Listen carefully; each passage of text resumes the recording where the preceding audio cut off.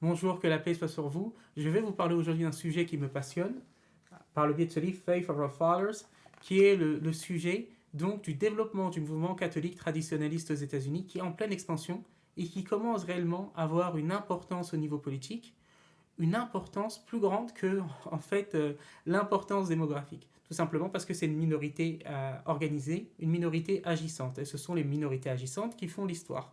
Et ce mouvement part de très loin.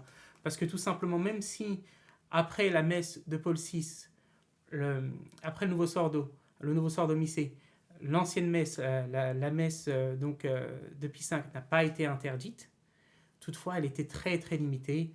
Bon, il y a eu un premier indulte qu'on appelle l'indulte Agatha Christie, tout simplement parce qu'un groupe d'artistes, écrivains, etc., d'artistes de tous les domaines, ont écrit au pape Paul VI pour lui demander de ne pas interdire la messe en latin, la messe tridentine, et parmi ces personnes, il y avait Agatha Christie.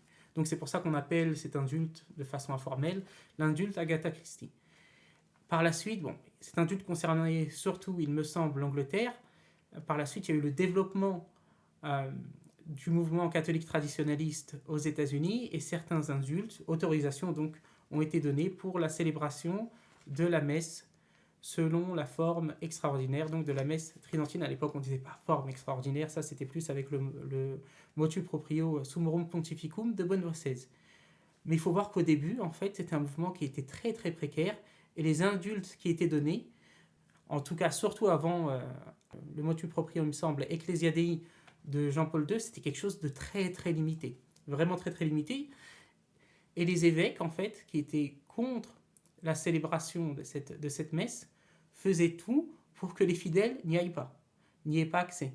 Et je vais vous donner un exemple assez particulier, assez insolite. Donc, c'est à la page 23 de ce livre. The location and times of these adult masses indeed often were selected to discourage attendance. Bishops will settle upon a church located in an unattractive or even dangerous part of town.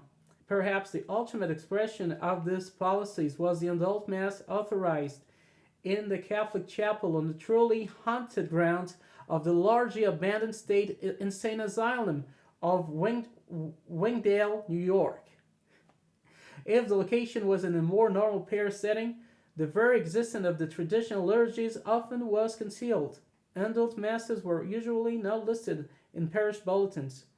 Donc là, on apprend, et c'est assez incroyable, qu'une des premières messes autorisées à être célébrée selon l'ancien rite, à New York, en fait, a été placée dans une chapelle qui était la chapelle d'un ancien hôpital psychiatrique abandonné. C'est pour vous dire, je dirais peut-être pas la haine, mais en tout cas, la méfiance de certains évêques de cette époque par rapport à ceux qui sont restés attachés à la messe traditionnelle, à la messe tridentine, qui est, selon Monseigneur Lefebvre, bien entendu, la messe de toujours. Voilà, c'était juste une petite anecdote historique sur un sujet qui me passionne.